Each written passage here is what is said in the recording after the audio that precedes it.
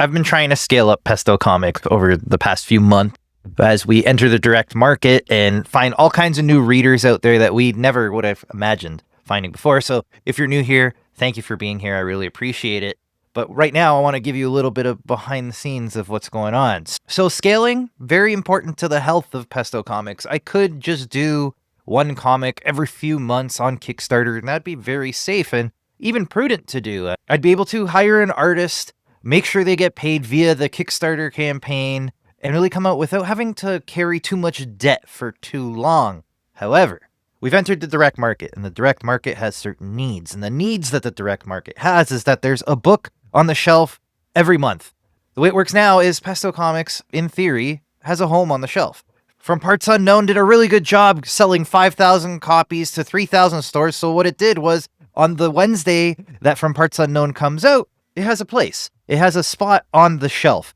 And now what you want to do, now that From Parts Unknown has done the hard work of making sure that there's a slot for a Pesto Comics comic on the shelves, is make sure that there's a Pesto Comics comic there every month. So From Parts Unknown comes out monthly. So issue 2 is on your shelves now as of yesterday. And then 1 month from there, you'll find issue 3, and then issue 4, and issue 5, and then we're done. And then we go on to SNIP.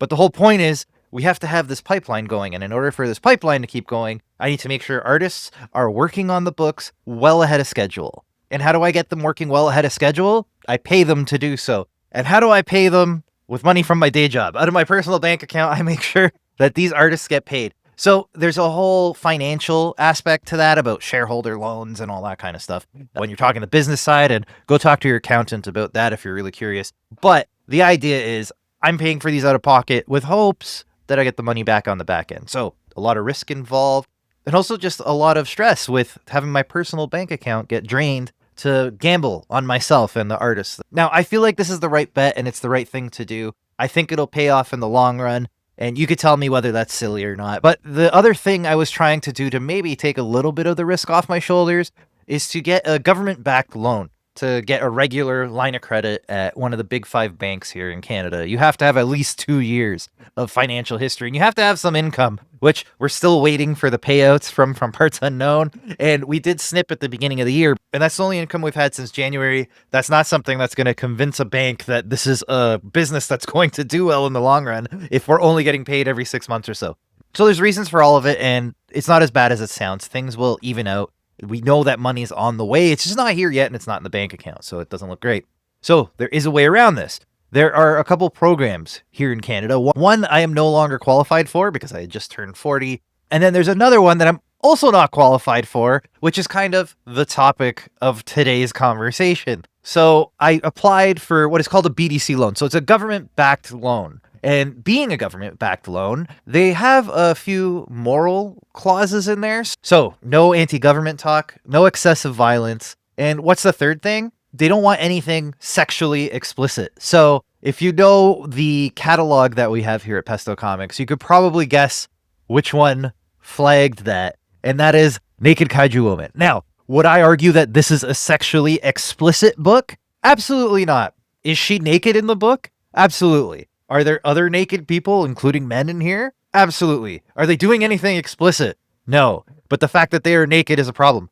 Which is kind of ironic because the whole story of this first issue of Naked Kaiju Woman is literally about how people are more upset that she's naked than people are destroying the city around her. So it's kind of funny that the satire of the book became the undoing of Pesto Comics to a degree.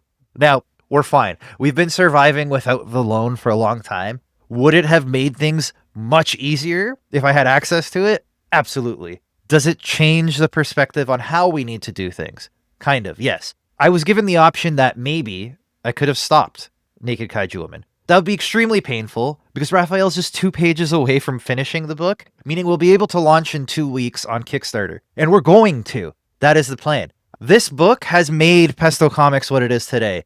It's created a whole new audience that I wouldn't have been able to find otherwise. This book in particular, the first Naked Kaiju Woman, was on the front page of Kickstarter. So I owe it to this series to keep going regardless of what's happening. So the loan isn't the only problem out there. I kind of avoided that blip we had with Kickstarter a couple weeks ago where they changed the terms for explicit content on Kickstarter. And again, I guess Naked Kaiju Woman may fall in that category depending on who's looking at it. And that would have prevented me from even launching at all, which again may have had me thinking about how to run this business. Now, would I not continue Naked Kaiju Women? Definitely not. There are other homes for this that, yes, it would be hard to get people from Kickstarter to move over to these other platforms, but I would definitely make it available and do the work to try to get people from one platform to the other.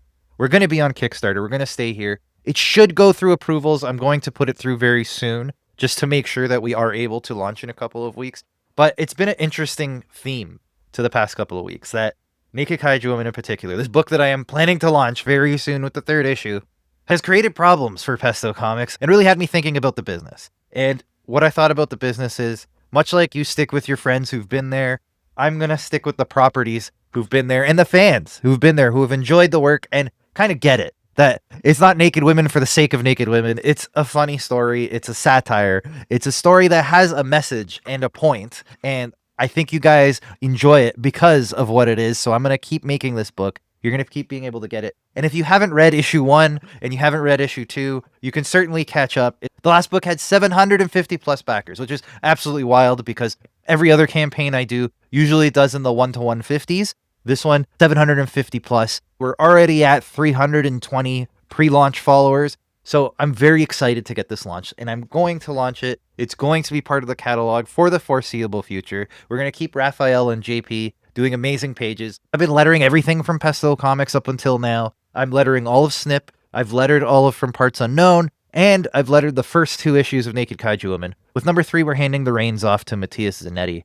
He'll do a much better job, but more importantly, much quicker than I am capable of doing, so that'll be one less thing holding everyone back from getting the book in their hands. So I'm very excited to finally launch Naked Kaiju Woman number 3. And don't fret, because I'll already have Raphael working on number 4 as soon as he delivers that last page for number 3. So this series will be going at least through to 2027. We have a plan for another 5 issues after this series, and we'll see if we give it to another artist and maybe Raphael does some artistic direction while he works on a different series I have planned for him. But the point is, Naked Kaiju Woman is not going anywhere. It'll be on Kickstarter. It's going to be a part of the catalog for the foreseeable future. It does well because of fans like you who have been here to support it, who get it, who understand that this isn't just exploitation for the sake of it. It's not just naked ladies because naked ladies are fun. It's not just naked ladies for the sake of selling a book that's mediocre. It's not frivolous. It's not, look, naked ladies. Certainly that's part of it, and that's kind of done tongue-in-cheek, but the story is about the nudity. That's kind of the point. So I think anyone who's read it appreciates that, and if you haven't, again, feel free to catch up. But the main thing is, if we're going to scale, and we're going to grow, pun intended, because of Naked Kaiju Woman. So that's the plan. This is the funding model. Naked Kaiju Woman is the engine that keeps all of Pesto Comics going, that makes sure that we still have cool new stories on Kickstarter for you, that makes sure that we have even more stories in the direct market and something new every single month for you. So thanks to Naked Kaiju Woman. Thanks to all of the supporters who have backed it, or those of you who are waiting to back number 3. And thank all of you who are here listening to me ramble on about trying to make this business bigger off of the back of a giant naked lady. So with that, I want to thank you for being here. We'll talk again next week. Have a good one.